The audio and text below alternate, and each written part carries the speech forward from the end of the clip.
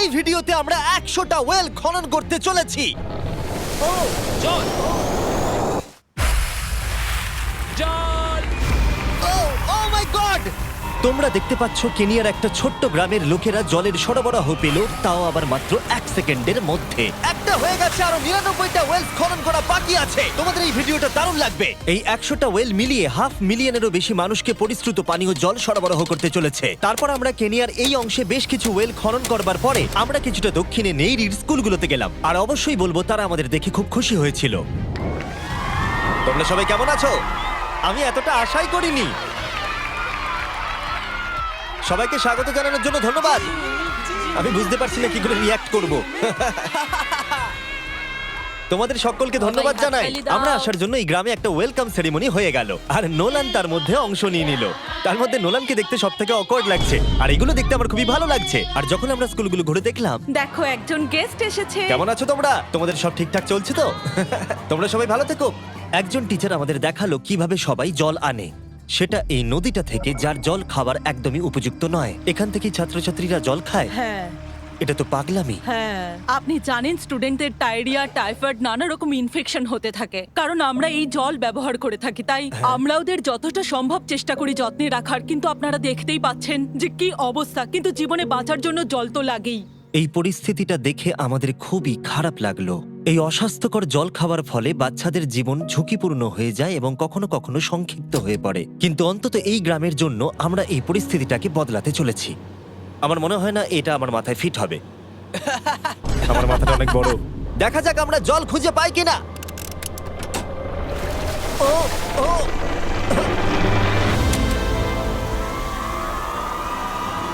বৃষ্টি হচ্ছে, এটা তো দারুণ।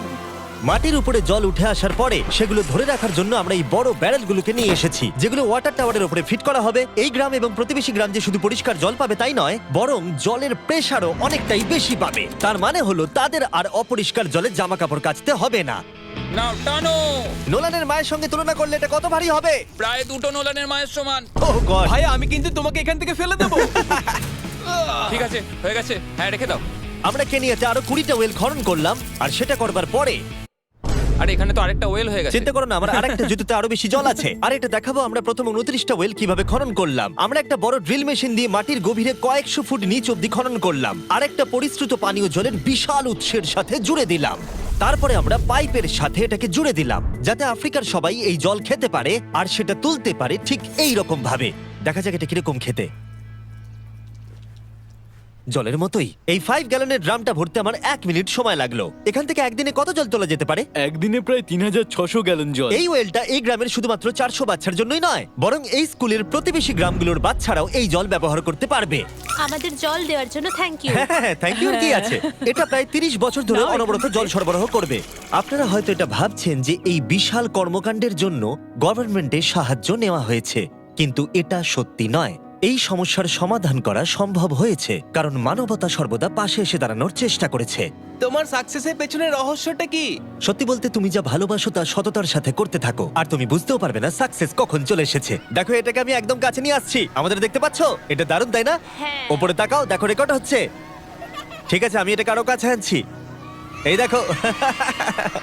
তোমরা নিজেদেরকে দেখতে পাচ্ছো? আমরা এই গ্রামের জন্য ওয়েল খনন করতে সক্ষম হয়েছি, এবং এই গ্রামের জন্য এবং আরো এরকম 12টা গ্রামের জন্য। আর যখন আমাদের ওয়েল খনন করা শেষ হলো, আমরা তো স্কুলগুলোকে কিছু ব্র্যান্ড নিউ কম্পিউটার দিয়ে সাহায্য করার চেষ্টা করলাম। আচ্ছা, ওরা খুশি হবে তো? ওরা খুব Thank you. খুশি হবে, Thank খুব you so খুশি। পরিস্থিতিটা ভালো হয়েছে দেখে ভালো লাগছে। আমরা ক্লাসরুমগুলোকে সাজালাম নতুন ফার্নিচার দিয়ে, নতুন কিছু সেলফ রাখলাম, আর তার সাথে নতুন কিছু বই।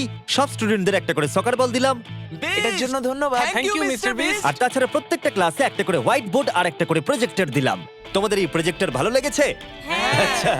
আমরা আগে চক ব্যবহার করতাম, তাতে খুব ধুলো হতো, কিন্তু এখন সবকিছু পরিষ্কার রয়েছে। আমরা অনেক ধন্যবাদ জানাচ্ছি। কোনো সমস্যা নেই, আমরা খুব কমই করতে পেরেছি। তারপরে যখন আমরা 45 নম্বর ওয়েলটা খনন করবার জন্য সাইটে গেলাম, তখন আমরা বুঝলাম পরিস্থিতিটা আরো কঠিন। যখনই তাদের জলের দরকার পড়ে, তাদের জঙ্গলের মধ্য দিয়ে কয়েক মাইল যেতে হয়, আর তারপরে আরো কয়েক মাইল যেতে হয়, আর এই যাত্রাটা একটা বিশাল পাহাড়ের মধ্য দিয়ে হয়। আমি খুব সকালে ঘুম থেকে উঠে পড়ি ওই 4টে নাগাদ, কারণ তাড়াতাড়ি আমি যাতে স্কুলে জল নিয়ে আসতে পারি। এখান থেকে এইভাবে জল নিয়ে যাওয়া একেবারেই সেফ নয়। এই জায়গাটা খুব স্লিপারি, পড়ে যাওয়ার বাঁচার চান্স আছে। তাই যখন আমরা ওয়েল খনন করছিলাম ওরা আমাদের দেখালো যে ওরা কিভাবে জল নিয়ে আসে। তোমাদের এই যাত্রাটা দিনে কতবার করে করতে হয়? দিনে 2 বার। দিনে 2 বার করে? ওরে বাপরে, তাহলে স্টুডেন্টরা এই জিনিসগুলো নেয়? ও গড, 200 জন স্টুডেন্ট রোজ এটা করে। ভাবো এটা কতটা কঠিন। এটা খুবই কঠিন। ওরে বাপরে, বাপরে এই রাস্তাটা তো খুবই খাড়া। বাপরে, এই পাহাড়ি রাস্তা যেন শেষই হচ্ছে আর না। এটা আমাদের রোজ করতে হয়। আমরা দেখে অবাক হচ্ছিলাম যে এই যাত্রাটা কতটা কঠিন, আর এই মানুষগুলোকে রোজ এইটা করতে হয় অল্প একটু জলের জন্য। যদিও এই জলটা পানের পক্ষে উপযুক্ত নয়। তোমরা সাধারণত এখান থেকে জল ভরো, হ্যাঁ। আর জল ভরার পরে এই জাগগুলোর ওয়েট হয় প্রায় 40 পাউন্ড, যেগুলো এই বাচ্চাগুলোর পক্ষে বয়ে নিয়ে যাওয়ার জন্য অনেকটাই বেশি। মহিলারা এইগুলো দুটো করে নিয়ে যায়। ও, তাহলে আমি ওটা চেষ্টা করে দেখব। আর যেই জাগগুলো ভর্তি হয়ে গেল, আমাদের আবার ফিরে আসার সময় হয়ে গেল। তাড়াতাড়ি করো, চলো। আরে এ তো দেখছি একটু ঘামেনি। না না, আমি করব। আর তারপরে কয়েক ঘন্টা কেটে গেল এই অস্বাস্থ্যকর জলগুলো নিয়ে আসতে। আর নতুন ওয়েলটা হলো তাদের স্কুল থেকে মাত্র 10 ফিট দূরত্বে।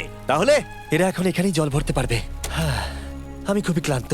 আর তারপরে আমরা পরের গ্রামে গেলাম, যেখানে আমরা 46তম ওয়েল খনন করব। কিন্তু সেখানে আমরা সমস্যার মুখে পড়লাম। আমরা দেখতে পেলাম এই গ্রামটা 2 ভাগে বিভক্ত এই বিশাল ভয়ঙ্কর নদীটা দ্বারা। এর জল এখন বেশি মনে হচ্ছে না, কিন্তু যখন বর্ষাকাল আসে তখন জল তীব্র গতিতে আসে আর এই ব্রিজটাকে ভাসিয়ে নিয়ে যায়। আর এই ব্রিজটা এত গুরুত্বপূর্ণ কারণ গ্রামের লোকজন এই দিকে বাস করে আর হসপিটাল বা স্কুল হলো এই দিকে। তাই তাদের অনেকবার দিনের মধ্যে এই ব্রিজটাকে ক্রস করতে হয়। এই ব্রিজটা ভয়ঙ্কর হওয়া সত্ত্বেও এটাই তাদের একমাত্র এই অবলম্বন। নদীর যখন জল বেড়ে যায় তখন এখানকার মানুষ, শিক্ষার্থী এবং পশু পাখিকেও ভাসিয়ে নিয়ে যেতে পারে। এর আগে আমরা এই নদীটা পার করতে গিয়ে 3 জনকে হারিয়েছি। এই প্রাণ চলে যাওয়া অপূরণীয় ক্ষতি, এবং তা কখনোই মেনে নেওয়া যায় না। আমরা যেইটা শুনলাম আমরা সিদ্ধান্ত নিলাম আমরা সাহায্য করব। সুতরাং যখন এখানে নতুন ব্রিজ তৈরির কাজ শুরু হলো, যেটা তাদের ওয়েলের কাছে নিয়ে যাবে, তখন আমরা 2000 মাইল পেরিয়ে চলে গেলাম কেনিয়া থেকে জিম্বাবুয়ের উদ্দেশ্যে।